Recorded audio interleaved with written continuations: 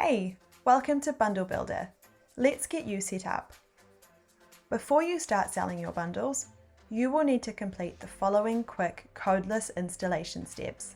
The first step is to determine which of your themes you wish to complete the installation on.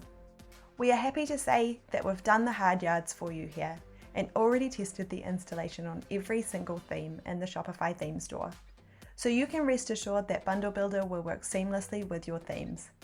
Of course, if you have any questions, or in the unlikely case you do experience any issues, we have our lovely support team on hand who will be happy to assist.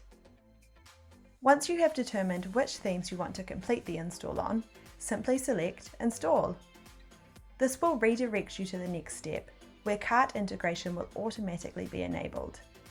This will ensure that your bundles will function correctly and that the relevant bundle and product information is feeding through to your cart. You will also notice there are various options when it comes to customizing the cart settings. We have a helpful guide to walk you through these settings in our support documents, and we have linked this for you below. Remember to save the changes on your theme, and well, that's it. You're all set to go.